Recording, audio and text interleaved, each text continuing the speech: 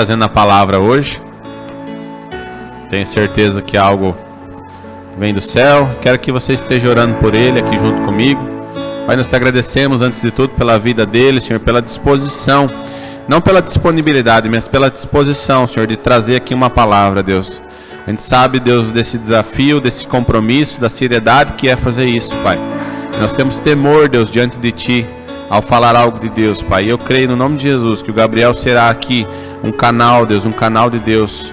Será um rio de águas correntes, Senhor, para fluir, para abençoar nossas vidas, Senhor, no nome de Jesus. Amém? Glória a Deus. Manda ver. Amém. Glória a Deus. Paz do Senhor, amados, tudo bem? Estão felizes? Que bom, graças a Deus. Estão me ouvindo bem? Então? Certo? Amém. Queria dizer nada não, mas a salinha das crianças hoje o negócio tá bom lá, hein? Tem pipoca com chocolate. O negócio tá... Vai ter uma pipoquinha doce hoje ali também. Amém. Amados, eu quero compartilhar uma palavra com vocês de algo que eu tenho vivenciado nesses últimos meses e Deus tem falado comigo em cima disso e é referente a isso que eu quero estar ministrando hoje. Uma palavra que Deus foi conduzindo aos poucos. Algumas coisas que eu havia escrito antes e eu fui relendo isso e isso foi sendo ministrado novamente no meu coração para que eu trouxesse isso nessa noite. E quero que você, nesse início agora, nesses primeiros instantes, declare ao Senhor o porquê você está aqui. Declare a Deus, abra sua boca, entregue a Deus toda a sua adoração. Declare a Ele o quanto Ele é único, o quanto Ele é digno de tudo, o quanto não há outro, não há nada igual a Jesus. Deus, inunda esse ambiente, Pai. Vem com a sua glória, Pai, e inunda este lugar, Pai. Nós clamamos ao Senhor que a sua presença, Pai, reine neste lugar, Pai. Você é o desejado, você é o amado da nossa alma, Pai. Você é tudo em nós, é tudo para nós, Pai. Nós declaramos isso, Pai, com uma só voz neste ambiente, Pai. Um só corpo ministrando isso ao Senhor. Pai, nós fomos feitos para louvor a Ti, Pai. Nós declaramos ao Senhor, Pai, o quanto o Senhor é único. Pai, tudo que acontecer aqui, Pai, é para Ti, é para a Sua glória, Pai. Tudo é para o Senhor, Pai. Nada é para nós, tudo é para Ti, Pai. Tudo é para o Senhor, Pai. Amém. Deixa aberto aí a sua Bíblia. Quem trouxe Bíblia, abre em Salmos 27. Abre em Salmos 27, versículo 1. Quem não trouxe Bíblia, vai estar aqui no telão, eu acredito. Tenho fé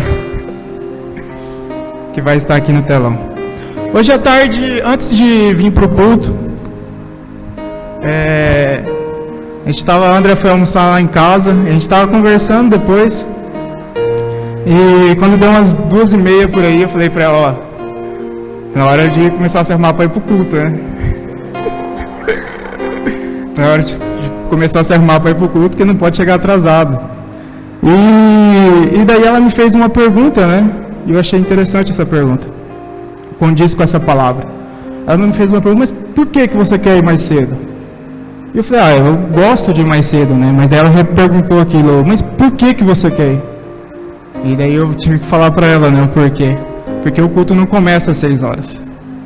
O culto começa com você. O culto não começa, não depende de um lugar, não depende de 4 paredes. O culto depende de você começar. Sabe? É por isso que quando você chega às 5 horas aqui, já tem gente aqui. No mínimo, o Fernando Miguel vai estar aqui. Tem muitas vezes a gente reclama que não tem tempo com os nossos pastores, mas esse é o tempo que você pode ter. Sempre eles estão aqui, pelo menos 1 hora antes. Sinceramente, acho que não é querendo puxar saco, mas sinceramente acho que eu vi o Fernando se atrasar assim, de chegar 1 hora antes, foi poucas vezes, cara. E as poucas vezes é porque ele tinha um compromisso ou alguma coisa. Então ele sempre está aqui, sempre tem alguém aqui. Esse é um tempo que você pode chegar, você pode liberar a adoração. Você pode chegar, você pode louvar o Senhor, entregar a Ele seu coração. Sabe, a gente reclama, quantas vezes a gente reclama, o culto não foi bom, mas o quanto das vezes nós não estamos preparando o nosso coração para receber aquilo que Deus quer ministrar. Sabe, não depende de um lugar, não depende de um instrumento, não depende de um louvor bonito, não depende de uma banda tocando aqui, depende do seu coração entregue ao Senhor. E é sobre isso que eu quero ministrar nessa noite. Quero trazer para vocês, antes de começar essa ministração, eu quero trazer um princípio que eu aprendi com Davi, e está em Salmos 27.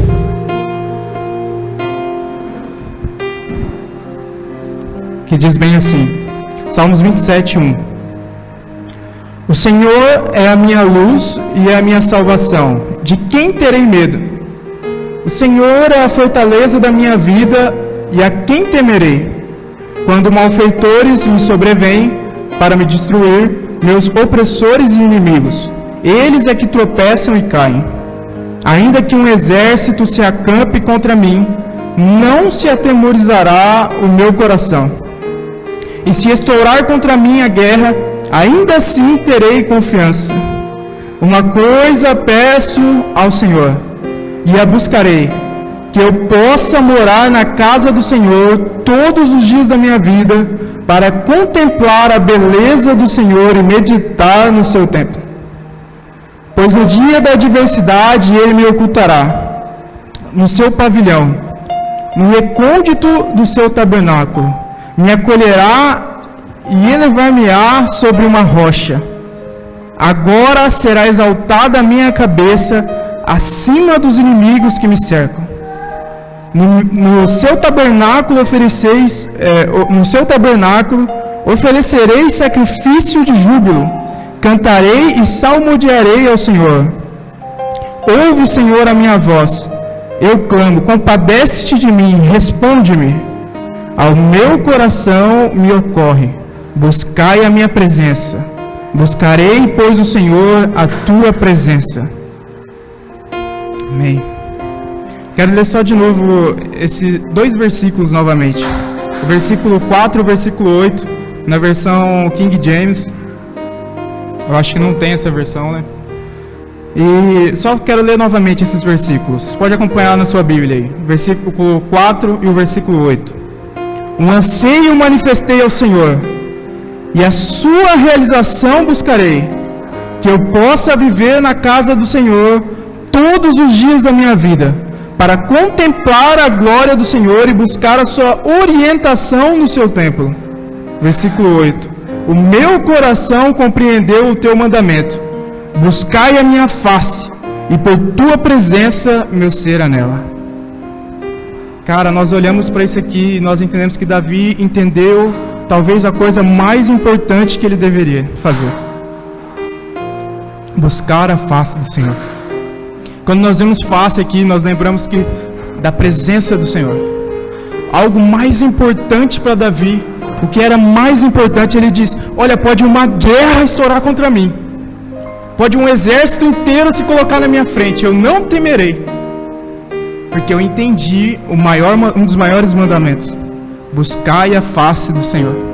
Ele entendeu que a presença, cara, a presença é o que mudava todas as coisas. Ele entendeu que a presença de Deus é o que faz diferença em tudo. Sabe? Quando nós lemos no final da Bíblia, vamos dizer, em Apocalipse, que nós vemos ali em Apocalipse 21, é o que o que sobra é a glória de Deus. Depois nós vamos ler esse versículo, lá no final. Mas o que João fala ali, a revelação que ele recebeu, a visão que ele teve, ele olhava e via: eu não vi templo algum. Tudo que eu via era a glória do Senhor. Tudo que eu via era a noiva e Cristo. Não tinha mais nada, só tinha a glória do Senhor. E sabe o que Deus nos ensina, o que Deus deixa para nós? É o que mais importa, é a glória, é a presença dEle.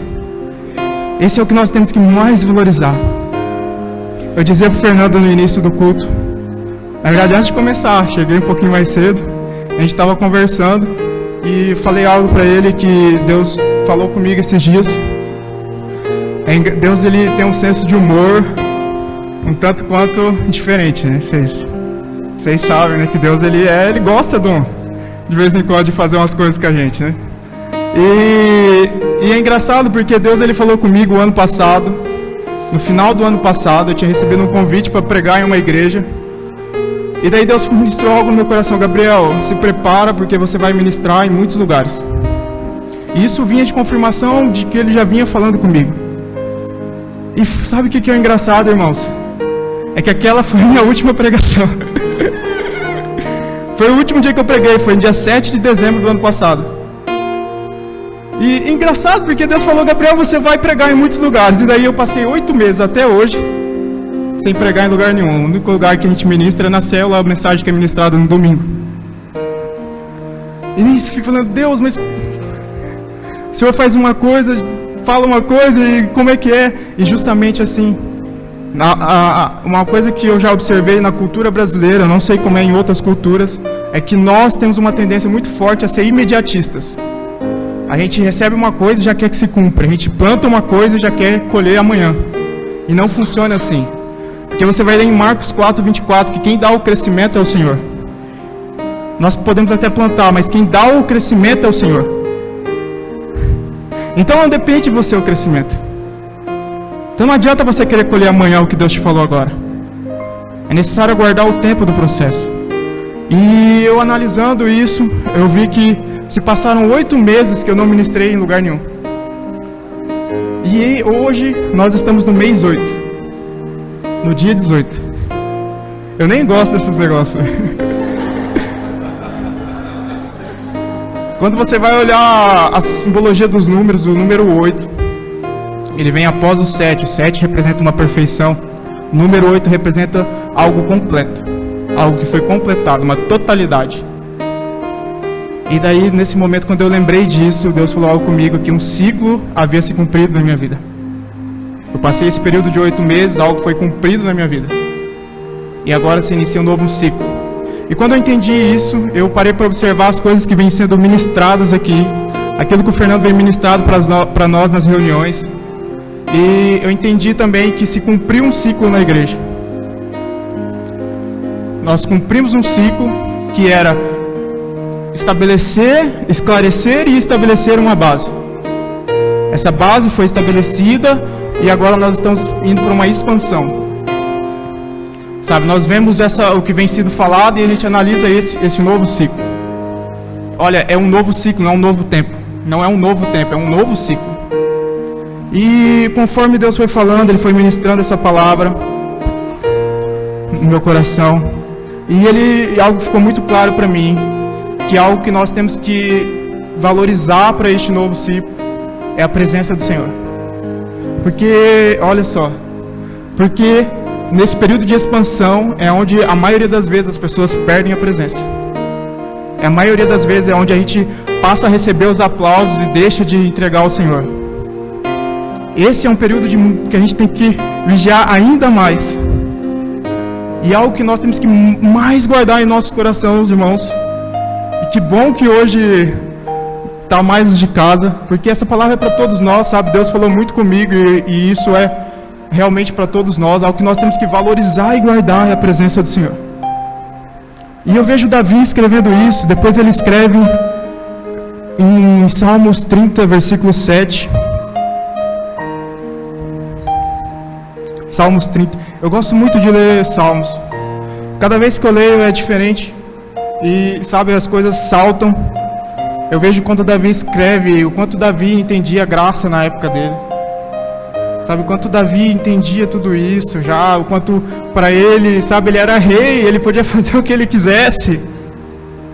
Ele podia fazer o que ele quisesse, cara. Ele era rei. Mas o que mais importava para ele era a presença do Senhor. Ele deixava tudo pela presença. Se pedisse para ele deixar o reinado por causa da presença, ele deixaria. Pelo que eu já li, ele deixaria. Sabe, a presença é muito importante. Salmos 30, versículo 7. Olha, Senhor, com teu favor deste-me firmeza e estabilidade, mas quando escondeste a tua face, fiquei aterrorizado. Quero ler na minha versão aqui, na King James, fala assim: foste tu, ó Senhor, que por tua mercê estabeleceste a minha força como uma montanha. Ele fala: olha, Deus, você estabeleceu a minha força como uma montanha. O Senhor estabeleceu tudo isso aqui. Eu não precisaria ter medo, porque tem vários exércitos aqui. Mas de uma coisa eu tenho medo. De uma coisa eu tenho pavor. De uma coisa eu tenho medo, eu fico aterrorizado. Se o Senhor esconder a sua face de mim. Se eu perder a sua presença. E com isso eu deixo para você. O que tem te amedrontado? Qual tem sido o terror no seu coração? Sabe? Nosso Deus é muito maior que todas as coisas. E o que a gente aprende com Davi é que o nosso maior medo tem que ser não ter a presença, perder a presença. Sabe, o que eu vivi nesses 8 meses, muitas coisas foi por consequência dos meus erros, das minhas falhas, dos meus pecados. Mas eu entendo que esse foi um tempo precioso para eu entender e relembrar justamente a presença. Para que a presença para que eu nunca mais saia deste lugar, deste ambiente. Para que eu nunca mais me afaste do ambiente da presença do Senhor. Para que eu relembre todos os dias que a presença é o que mais nos importa. E olha, sabe, é engraçado. Quando a gente está fora realmente, quando a gente está fora daquilo que é a presença de Deus, a gente fica aterrorizado com qualquer coisa. No ano que vem eu planejo me casar, né? É noiva, André. E esses dias eu estava aqui na igreja, o Fernando ministrando, e eu, sabe, com medo, com pavor, falando: Deus, como é que eu vou tirar sustento para minha casa no ano que vem? Eu vou mudar de uma situação, eu vou sair da casa dos meus pais e tenho que sustentar a minha casa.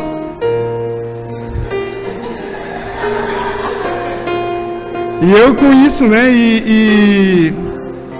e algo, porque isso foi uma palavra, eu entendo, eu não fiz nada sem a direção de Deus. Isso foi um direcionamento que eu tive no ano passado, que Deus me deu uma direção que eu me casaria no final do ano que vem. Então eu acreditei nisso que Deus me falou, e trouxe isso para mim. Então, entendendo isso, a direção de Deus para mim, e nesse dia eu me lembro de estar sentado ali questionando: Deus, eu preciso já tinha feito as coisas, eu preciso de X valor, Deus. Falando: Deus, aonde que eu vou tirar isso? E daí Deus foi muito claro no meu coração: Gabriel, já não falei que vai acontecer? Para de pedir esse X valor e começa a pedir instrução para que você chegue lá. Comece a pedir que eu instrua o seu coração para que você saiba escolher. Sabe, é isso que nos falta, amados. Na presença você recebe a orientação do que você tem que fazer. Na presença, com os ouvidos abertos, você ouve o que Deus quer para você e você pode cumprir o propósito. Somente sob a orientação do Senhor. Esse é o lugar. É a presença do Senhor. E nesse sentido, irmãos, espero que vocês estejam a fim de ouvir hoje, porque a gente está só no início, só. Tem ninguém com sono não, né? Eu quero falar com vocês ainda. E nesse sentido, ouvir a Deus é muito importante. Eu quero, antes de entrar realmente na palavra, eu quero trazer para vocês uma consequência de não ouvir a Deus. Em Isaías 1:18,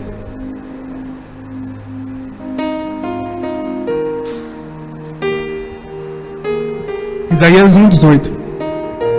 Foi 8 meses, irmão, preparando isso aqui, ó.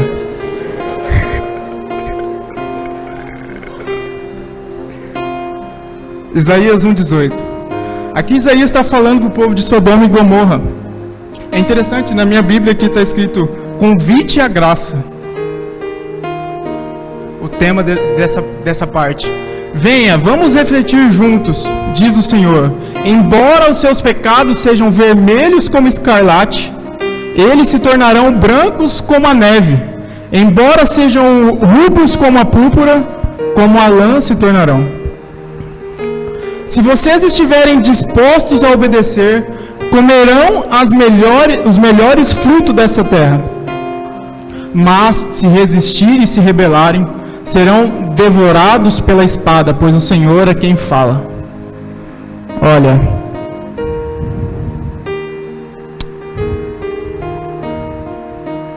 amém. A consequência de não ouvir a Deus é não viver a plenitude de vida que Deus tem para você. Sabe, você pode viver uma vida de misericórdia? Pode. Mas para viver uma vida de plenitude é necessário ouvir o Senhor. É a coisa que te separa do pecado, o Fernando sempre fala muito isso. O que nos separa do pecado está em Isaías 59:2. O que faz separação entre nós e Deus são os nossos pecados. É isso que nos faz separação entre nós e Deus. Mas para isso tem uma solução. Jesus Cristo já morreu na cruz por causa disso. Ele nos deu um novo direito de viver uma vida de filiação. Mas para isso nós precisamos entrar neste lugar. Quando Davi fala lá no início, ele fala o quê? Uma coisa só eu pedirei, que eu possa viver na casa do Senhor, e esta eu buscarei. É você que tem que buscar. Aí não tem o que fazer, somos nós. A responsabilidade é nossa de buscar. E nesse sentido, irmãos, essa é uma consequência de não ouvir a Deus. Quero trazer para vocês hoje a diferença de nós estarmos na igreja e a diferença de nós sermos a igreja. Deus não nos chamou para estar numa igreja. Deixa eu te falar isso. Deus não te chamou para estar numa igreja. Ele te chamou para ser a igreja. E essa é a diferença, é isso que nos faz diferente. Eu quero compartilhar com vocês algumas coisas sobre quais são os problemas de estar na igreja. Eu imagino que vocês já ouviram algumas frases do tipo: não importa qual o lugar, o importante é estar indo em uma igreja. Pelo menos ele está indo em uma igreja. Acho que alguém já ouviu ou já falou essa frase. E isso não é uma verdade. É claro que eu não estou anulando quem está começando a ir numa igreja, certo? Estou falando aqui para pessoas que às vezes já tem 10, 15 anos de igreja e apenas está numa igreja. Sabe? E esse é um grande problema nosso. Estar em uma igreja.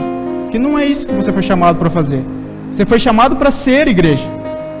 E eu quero trazer alguns problemas de estar. Antes de falar alguns problemas, eu quero definir para vocês o que é estar. Estar é ter ou apresentar certa condição. Ou seja, eu até grifei aqui um dos significados. É algo não permanente. Porque quando você está, você pode não estar daqui a pouco. É algo não permanente. É uma condição, é um momento. E esse é o problema. Porque quando você apenas está em uma igreja, o que acontece, uma das coisas que acontece é que nós vivemos condicionados a se sentir bem no lugar. Provavelmente você já ouviu a frase, eu já falei essa frase. O importante é se sentir bem no lugar que você vai. Talvez você já falou essa frase, eu já falei. E sabe, quando você está condicionado a se sentir bem no lugar, o que acontece quando você sofre decepção nesse lugar, você quer sair. Quando eu sofro a decepção no lugar, eu quero sair, porque eu já não estou me sentindo mais bem. E eu vou te falar uma coisa, irmãos. Cara, a gente vai ler alguns textos aqui que falam sobre isso. Tem correção. Quero falar para os líderes agora. Quem de vocês nunca tomou uma cajadadinha do Fernando da Cláudia? Tem hora que a gente... Tem hora que a gente fala... Será, né, Deus? Por quê, irmãos? A gente não está condicionado a se sentir bem. Se eu tiver condicionado a me sentir bem no lugar, eu não vou ficar. Porque tem horas que não vai estar. Um outro problema é que não há crescimento. Sabe? eu já ouvi alguma frase dizendo assim, não, agora, a partir de hoje, eu vou ser piolho de igreja, eu vou ser 100% igreja, eu vou viver na igreja, agora eu vou, todos os cultos, eu vou em tudo, não vou faltar mais nada. E daí o que acontece que na primeira falta que você tem, já começa a vir o desânimo. A primeira falta que acontece, vem o desânimo. E daí você se frustra por não ter conseguido aquilo que você se prometeu. Sabe, esse é um dos outros problemas de apenas estar na igreja. Não há crescimento. Nós vivemos num lugar, num ambiente raso. Estar não é permanente. Uma hora você está e outra hora pode sair. E esse não é o compromisso que Deus nos trouxe. E um dos maiores problemas de apenas estar é que nós não vivemos uma comunhão verdadeira com Cristo. Sabe? E por não viver uma comunhão verdadeira com Cristo, como Davi ensinou, muitas vezes eu vivo por agradar homens. Eu vivo por fazer, e daí o dia que eu não sou reconhecido pelo que eu faço, eu me frustro. Sabe por quê? Porque existe dentro de você algo que chama carência. E eu gosto de uma frase do Luiz Hermínio que ele diz, carência não pode ser suprida, carência tem que ser curada. E só é curada por Cristo. Quero te mostrar isso. Olha o que significa carência. Carência significa falta de algo necessário. Significa uma necessidade afetiva. E eu quero te mostrar quem pode curar isso. Só existe um. Eclesiastes 3:11.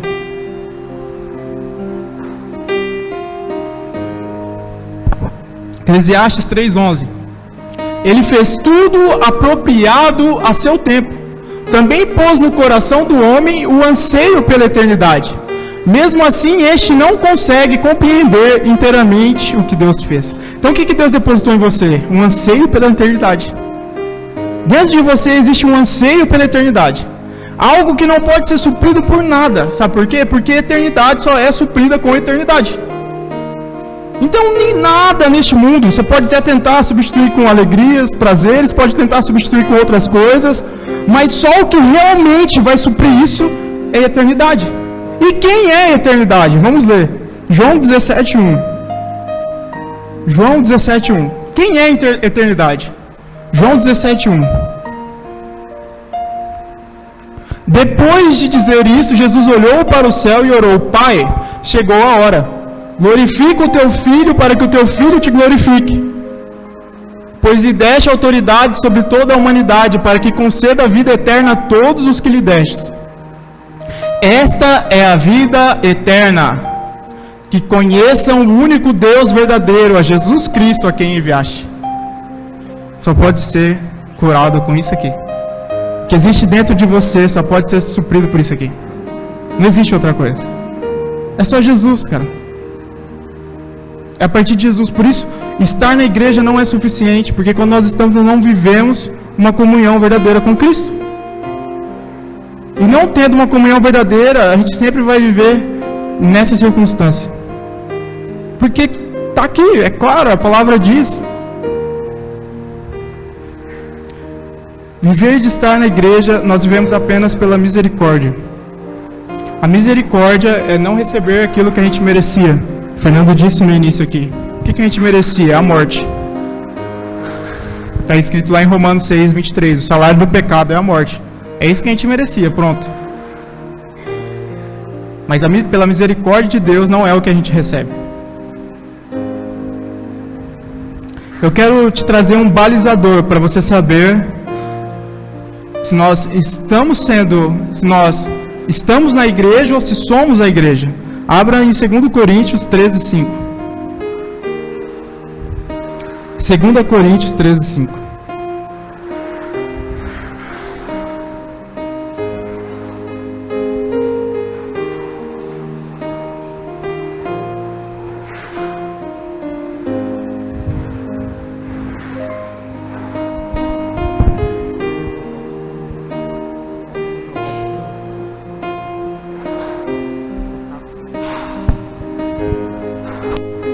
Amém. 2 Coríntios 13:5. Examinem-se para ver se vocês estão na fé. provem-se a si mesmos. Não percebem que Cristo Jesus está em vocês, a não ser que tenham sido reprovados. Eu gosto dessa versão, esse versículo aqui, ó. Verifiquem se estão praticando o que afirmam crer. Então Paulo ensina duas coisas aqui. Primeiro, verifique se vocês estão realmente fazendo aquilo que vocês dizem que creem. Porque muitas vezes nós estamos proferindo a presença, nós estamos falando de Deus, nós estamos falando de Jesus, mas será que realmente eu estou vivendo isso? Então Paulo fala, olha, examinem sempre se vocês estão realmente vivendo aquilo que vocês falam. E daí ele ensina mais uma coisa nesse versículo.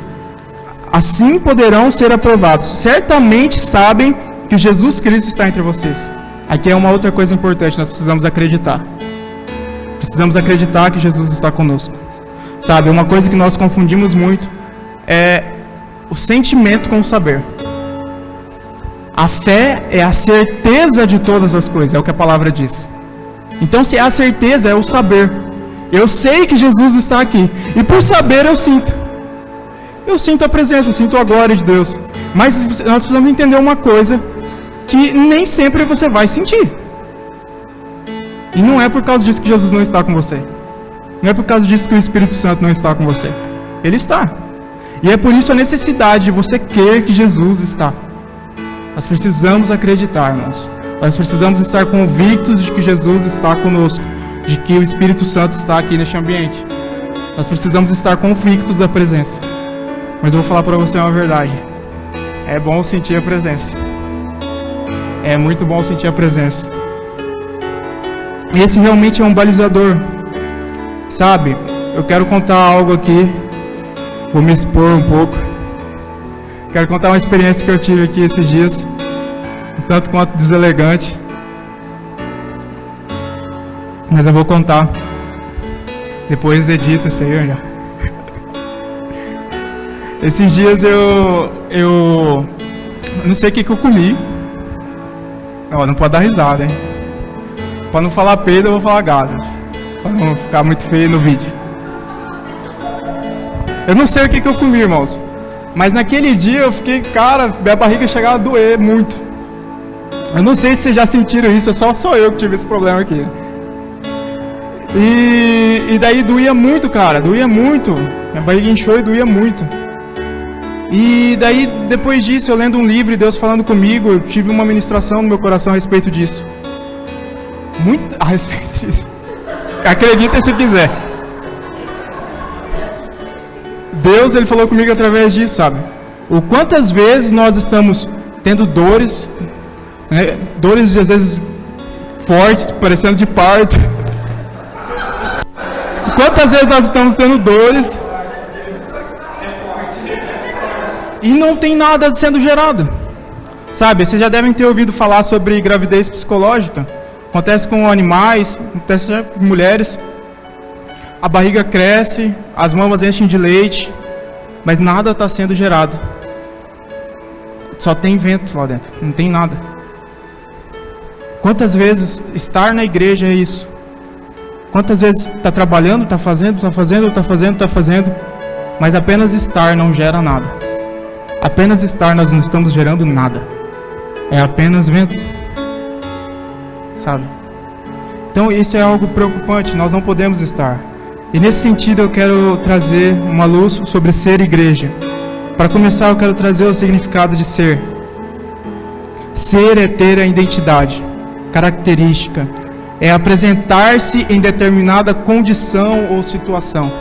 Olha como ser já é diferente. Então a primeira coisa que nós vemos é que para ser igreja nós precisamos da identidade de filho.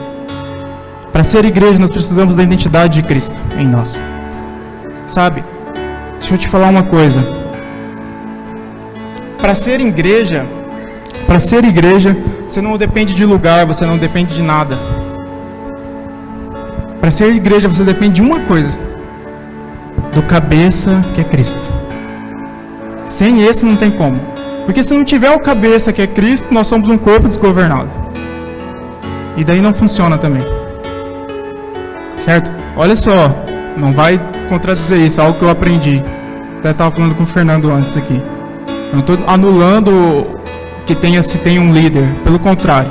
Porque o que o Fernando faz aqui é governar a favor de Deus. Ele governa a favor de Deus, a favor do cabeça que é Cristo. E isso, todo exército é necessário um general. É necessário. Mas eu estou dizendo isso em relação a você, com Cristo. Para ser igreja, nós precisamos do cabeça que é Cristo. Fora disso, não funciona. Olha só, quero ler com você. Abre em Colossenses 1, 24. Colossenses 1, 24.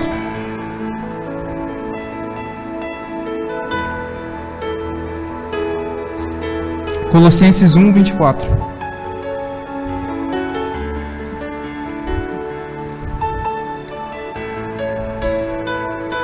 Agora me alegro em meus sofrimentos por vocês, e completo no meu corpo o que resta das aflições de Cristo, em favor do seu corpo, que é a igreja.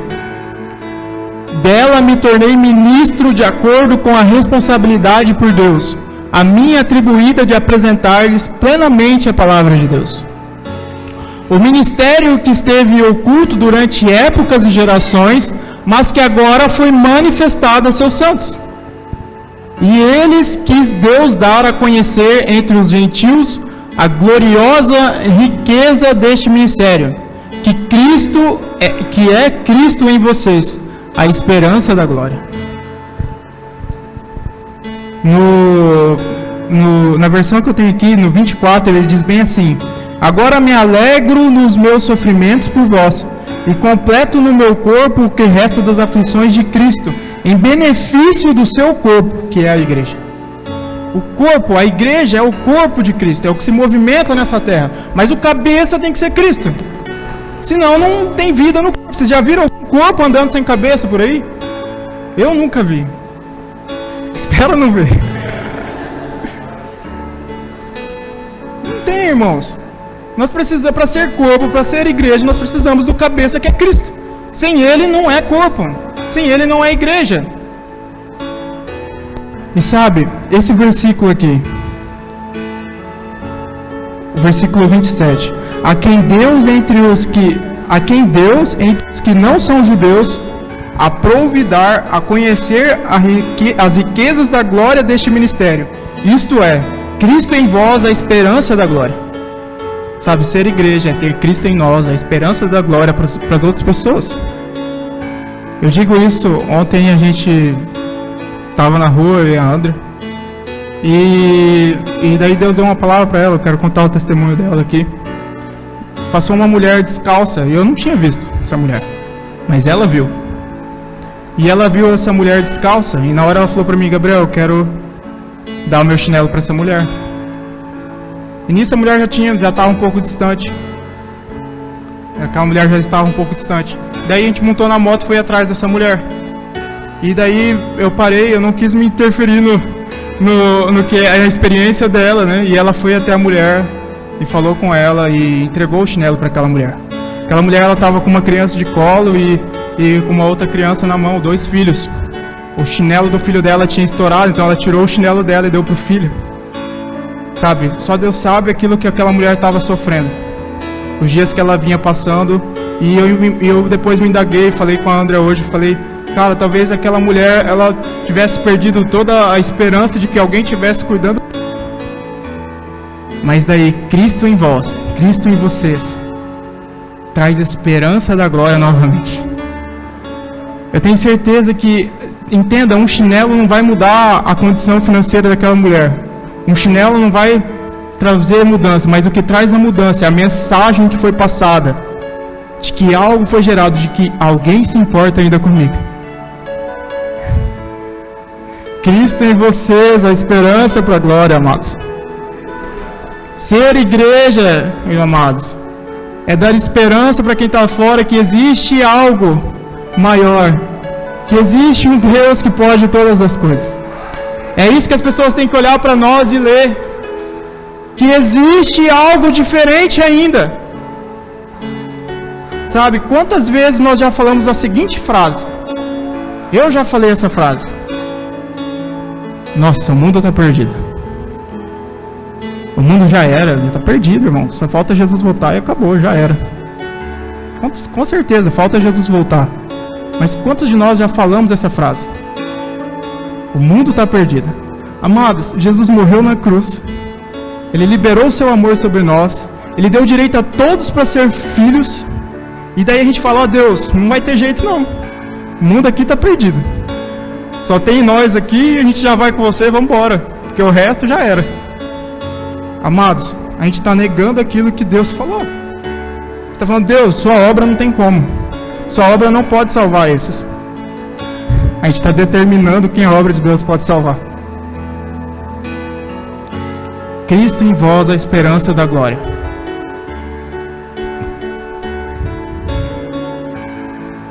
Sabe, o Provérbios 31, quando fala da mulher ali, aquele é o modelo de igreja para nós. Depois vocês leiam em casa esse capítulo 31. Ali está detalhado o modelo de uma noiva, a noiva do Senhor, aquela que Deus almeja tanto que nós sejamos. Ali está detalhado, leia quando você chegar na sua casa, Provérbios 31. Não leia como se aquilo fosse uma mulher. Onde tiver escrito mulher, que é a noiva, coloque noiva de Cristo ali e leia.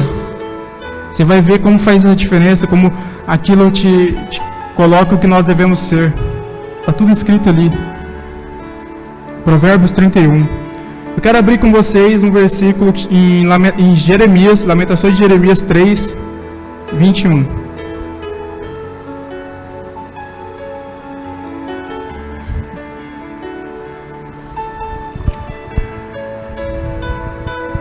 Jeremias 3, 21. Vocês não estão com pressa não, né? Tem alguém que deixou alguma coisa, fogão aceso, nada?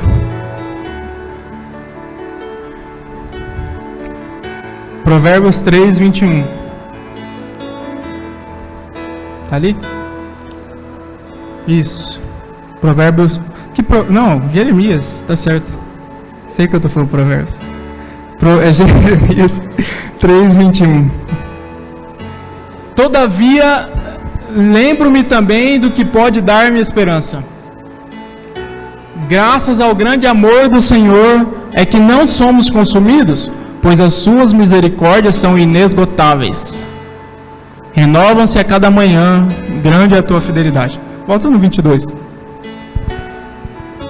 Eu confesso para vocês que eu sempre li esse versículo e sempre fiquei muito feliz com ele, empolgado, né? Falando, meu Deus, a misericórdia do Senhor se renova toda manhã.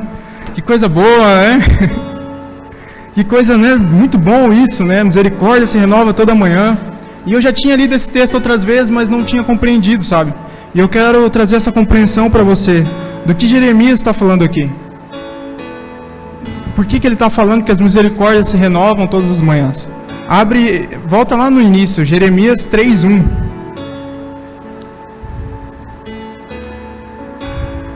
Jeremias 3:1. Ele fala: eu sou o homem que viu a aflição trazida pela vara da sua ira. Que Jeremias está falando que ele sofreu a correção. E a misericórdia que era dada nesse momento era a misericórdia do Senhor para que Jeremias não recebesse o que ele deveria receber, talvez. Essa era a misericórdia ali. E olha, a gente vai ler mais. Abra no 27. No 27. Isso, 3:27. É bom que o homem... estou ficando gaúcho, hein? É bom que o homem suporte o jugo enquanto é jovem. Na versão que eu tenho aqui também assim. É proveitoso ao ser humano suportar o jugo e sofrimento próprios da sua juventude, suportando aquilo que ele já tinha feito. A misericórdia que estava sobre isso. E daí abre no 29. Eu vou ler aqui. Ora, põe o teu rosto rente ao pó da terra, em sinal de arrependimento. Talvez ainda haja esperança. Dispõe a tua face quem deseja te ferir, e engole a desonra e a humilhação. Porquanto Yahvé não te desprezará para sempre. Ainda que ele traga sobre ti, 32, ainda que ele traga sobre ti muita tristeza, sua compaixão o amparará, pois imenso é o seu amor infalível. Afinal, não é do agrado de Deus trazer aflições, lamentos e pesares aos seres humanos. Sabe, não é do agrado de Deus. Mas a correção é necessária para que a gente convirja o nosso caminho. A gente está indo para cá e Deus nos corrige e fala que tem que ser para cá. A correção é necessária. Entenda isso. Não é do agrado de Deus. E daí eu fiquei pensando num pai quando corrige seu filho. Tenho certeza que aquilo não é do agrado do pai. Às vezes dá uma chineladinha ali, uma varadinha. Não é do agrado do pai. Não é o que o pai deseja. Mas é necessário para que o filho entenda que aquilo não pode ser feito. Entenda? Então, Deus, Ele não se agrada de te corrigir. Mas é necessário para o nosso bem. É o que a gente tem ouvido muito aqui. E daí, afinal, não é do agrado de Deus trazer aflições, lamentos e pesares aos seres humanos, pisotear todos os cativos da terra. 35. Negar a quem quer que seja os seus direitos, assim desafiando o próprio Altíssimo. 36. Impedir o livre acesso de qualquer pessoa à justiça. Não estaria observando o Senhor tais atitudes? 37. Quem poderá falar e fazer acontecer se assim Yahvé, o Senhor, não tiver orientado? 38. Ora, não é pelas ordens do Altíssimo que procedem tanto as desgraças como as bênçãos? Como pode, versículo 39, como pode então o homem reclamar quando é punido por seus erros e pecados? Sabe? É a consequência. A correção vem a consequência. A consequência vem junto. E olha, eu declaro sobre a vida de vocês que os seus filhos vão, lógico, ter que entrar no processo de arrependimento, se arrepender dos pecados, se entregar a Jesus. Mas eles não vão precisar viver as coisas que essa geração viveu. Eles vão voar direto. Eu declaro isso sobre a vida dos seus filhos. Sabe? Então Deus age com misericórdia sobre aquele que não deseja uma vida de intimidade com Ele. Age, existe misericórdia. Está escrito ali, a misericórdia do Senhor se renova todas as manhãs. Mas se você deseja viver uma plenitude, se você deseja viver aquilo que Deus tem para você, se você deseja viver, você precisa estar no recôndito da presença. Você precisa estar na presença. Você precisa ter intimidade com Ele. É necessário. Se nós queremos receber a orientação de onde nós temos que agir, qual o campo eu tenho que ir, qual é o meu propósito, quem eu sou, eu preciso estar na presença. Tem outro meio, tem outro caminho. Isso é necessário, sabe? E eu quero começar a trazer para vocês aqui, para a gente já encaminhando para terminar. Isso é o que todo mundo diz, né? Qual o padrão Deus estabeleceu desde o início? Qual o padrão Deus estabeleceu com o homem desde o início? Lá com Adão. Não vou falar de Adão, porque Adão é muito claro, né? Deus falava diretamente com Adão ali. E Adão ouvia o Senhor. Eu quero que vocês abram. A primeira coisa que nós precisamos entender, para entender qual o padrão que Deus estabeleceu. Uma coisa que nós precisamos entender: a lei e a graça sempre existiram. Algo que tem sido ministrado aqui neste lugar. A lei e a graça sempre existiram. Certo? Eu quero ler com vocês para provar isso. Em Gênesis 26, 5. Para mostrar para vocês. Gênesis 26, 5. Obrigado.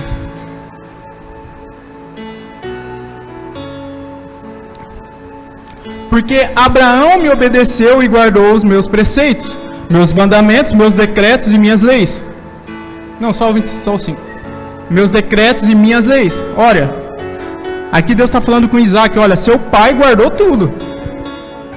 Seu pai guardou tudo. Guardou meus mandamentos, guardou meus decretos e as minhas leis. Mas como que Abraão guardou a lei se a lei só veio com Moisés?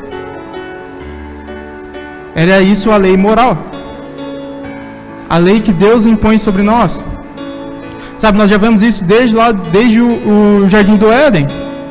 Deus falou, não coma do fruto dessa árvore.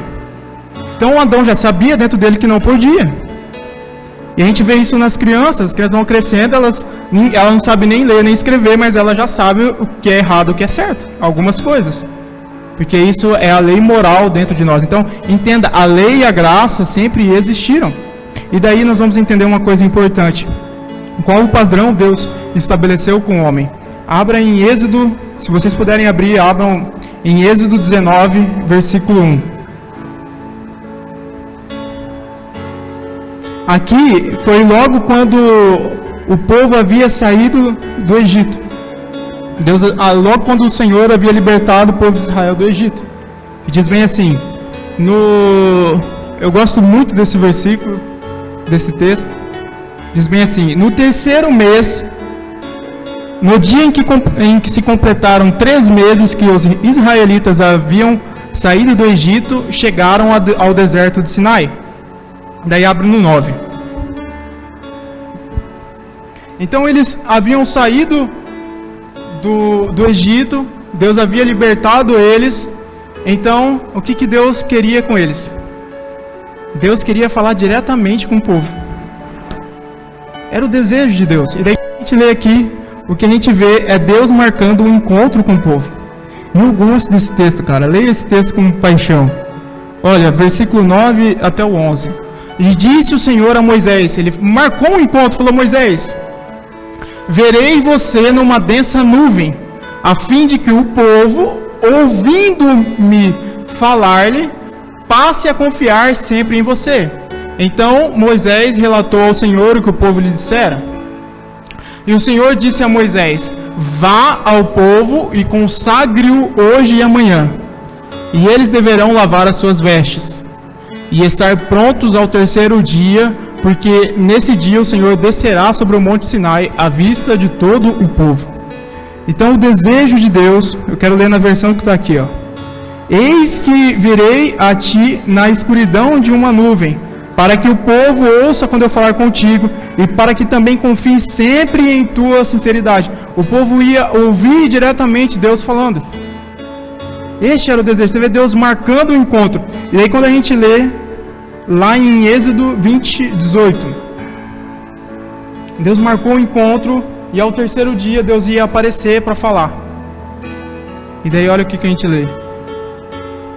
Vendo-se o povo diante dos trovões, eu fico imaginando Deus nesse dia, cara. Deus se preparando, se arrumando, falando: agora eu vou lá falar com a igreja, eu vou lá falar com o meu povo, né? Dia tão esperado, meu povo saiu do Egito, e Deus ali se preparando todo para poder ir para aquele lugar. E daí olha aí, vendo-se o povo diante dos trovões e dos relâmpagos, e do som da trombeta. Deus mandou botar até um som lá, rapaz. Colocar até um ambiente de fundo. E o som da trombeta e do monte fumegando. Todos tremeram assustados e ficaram à distância. E disseram a Moisés: fala tu mesmo conosco e ouviremos, mas que Deus não fale conosco, para que não morramos. Neste momento o povo rejeitou a graça de Deus. E por ter rejeitado a graça, por ter rejeitado ouvir a Deus, então Deus teve que escrever as leis e mandamentos e entregar para o povo. Por isso a lei foi escrita. Porque o povo renegou ouvir a Deus. E todas as vezes que nós renegamos ouvir a Deus, a vida que a gente leva é aquela baseada em regras, em circunstância. Isso pode, isso não pode. E daí eu vivo nisso sempre. Isso aqui não pode, isso aqui pode, isso aqui não pode, isso aqui pode. Eu gosto muito de uma coisa que o Fernando e a Cláudia fazem aqui. Você pode chegar com qualquer problema pro Fernando e pra Cláudia. Qualquer um. O que eles vão te falar? Você já perguntou para Deus o que ele acha disso? E o que eles vão fazer com você é te orientar e vão orar junto com vocês para ouvir a voz de Deus em relação a isso. Porque quem tem que falar com você é Deus. Ele que sabe de tudo. É Ele quem sabe sobre a sua história. É Ele que conhece você desde antes da fundação do mundo. Então é Ele. Não adianta eu que conheço vocês há um ano e pouco, querer falar algo para vocês. Quem conhece tudo sobre vocês é Deus. Então é Ele quem vai trazer. E esse princípio é muito importante. Todas as vezes que nós não ouvirmos Deus, nós vamos ficar dependendo de regras. E amados, entenda uma coisa: para uns alguma coisa pode, para outros não pode. Isso é o Senhor quem vai dizer. Ora, uma coisa importante de ser igreja é a adoração. Na adoração ao Senhor, quando você é igreja, você não depende de um instrumento bonito tocando aqui. Porque você é o adorador, o instrumento é você. E sabe, eu quero até fazer essa pergunta. Durante o louvor, se o louvor desligar ali, se acabar a energia, será que a gente consegue continuar adorando o Senhor aqui?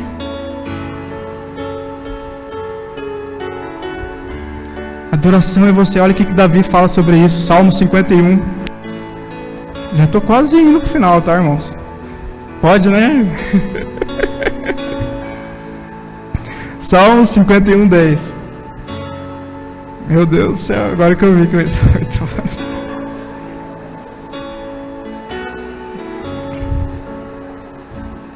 Salmo 51, 10. Olha o que Davi fala aqui.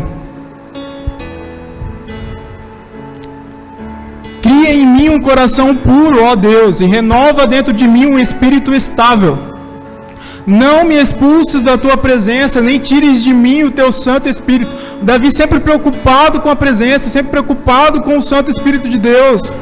Olha, mas o Espírito não veio depois? Não, irmão, o Espírito Santo sempre teve. Olha, então ele sempre preocupado, não tires de mim o teu Santo Espírito. Devolva-me a alegria da tua salvação e sustenta-me com o espírito pronto a obedecer. Então ensinarei os teus caminhos aos transgressores, para que os pecadores se voltem para ti. Livra-me da culpa dos crimes de sangue, ó Deus da minha salvação, e a minha língua aclamará a tua justiça. O Senhor dá palavra aos meus lábios, e a minha boca anunciará o teu louvor. Não te deleitas em sacrifícios, nem te agrada em holocaustos, senão eu os traria. Ora, não adianta, irmãos, ter um ministério de louvor aqui e ele vir só se apresentar e a gente vir só assistir. Não adianta.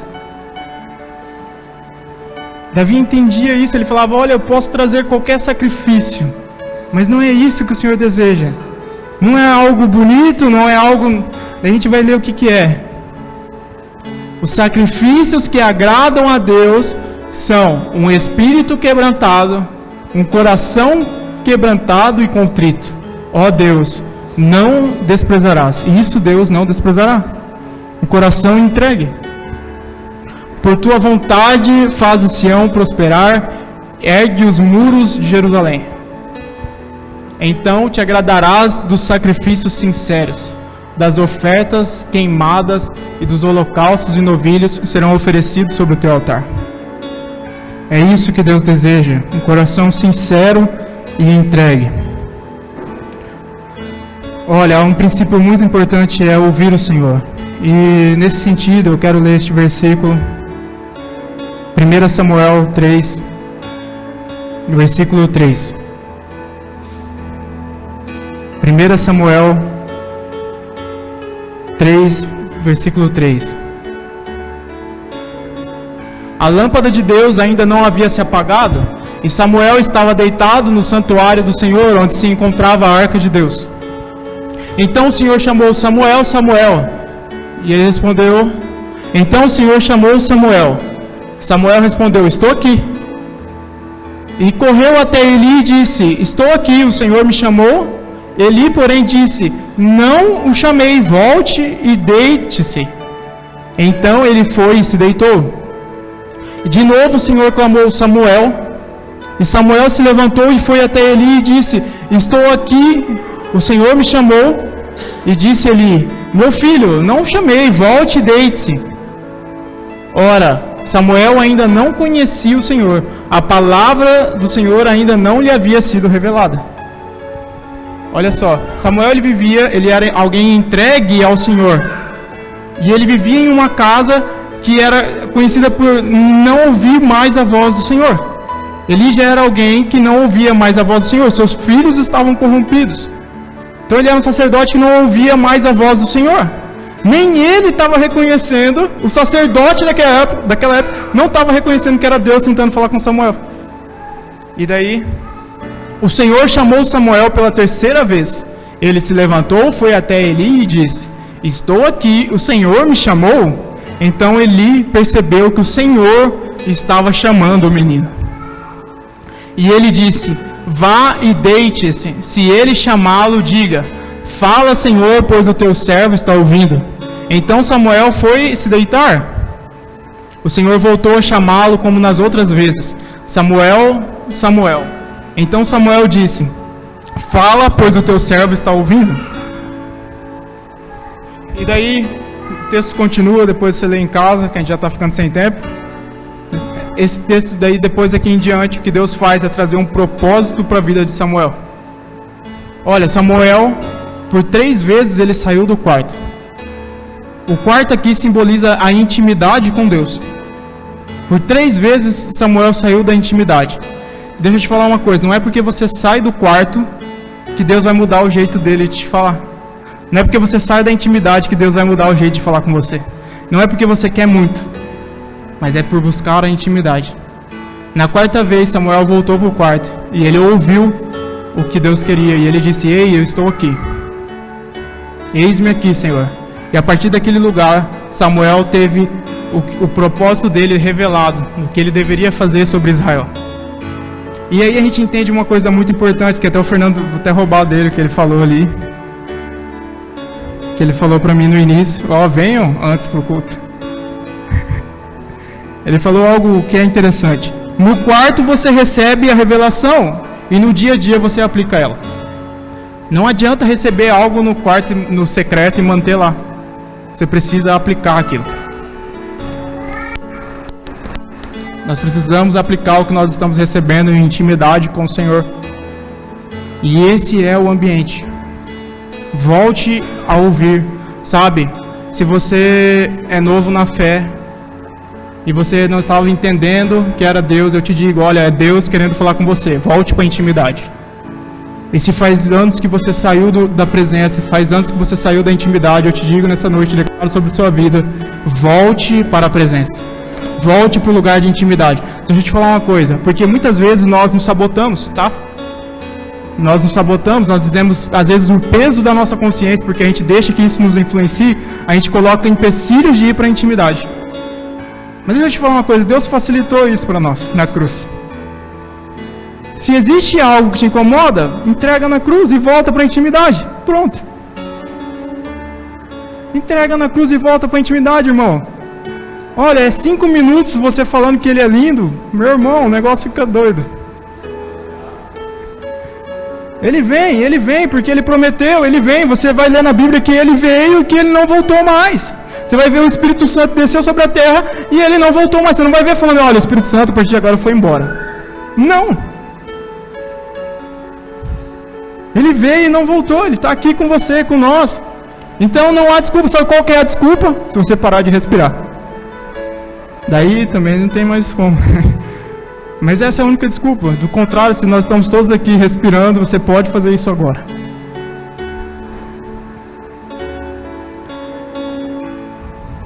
Irmãos, tinha mais coisa, eu só quero...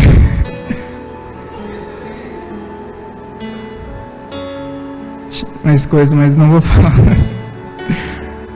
Só quero ler só mais uma coisa que é importante a gente entender, para terminar mesmo.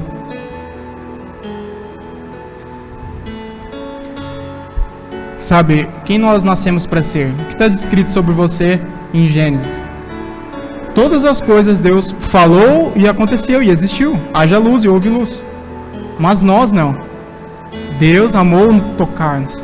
Deus nos fez com a própria mão. E Ele disse: façamos nós a imagem e semelhança. Esse versículo está em Gênesis 1:26. Depois você leia. Façamos o ser humano a nossa imagem. Veja bem, tem uma separação, tem um ponto e vírgula aqui, tá, irmãos? Façamos o ser humano a nossa imagem, e ele será semelhante a nós. E daí, eu fui pesquisar sobre isso. Imagem, o que é o significado de imagem? O significado de imagem é representação, reprodução ou imitação da forma de uma pessoa. Isso é o significado de imagem. E daí nós entendemos uma coisa. O que é o significado de semelhança? É quem é da mesma espécie, qualidade, natureza ou forma. Entendido esses dois conceitos, nós vamos ver uma coisa. Em Colossenses 1,15.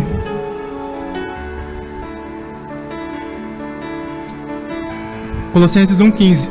Olha quem que Paulo chama de imagem aqui.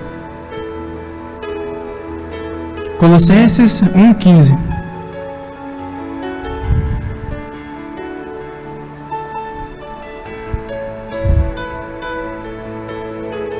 Colossenses 1,15. Abriu? Deu?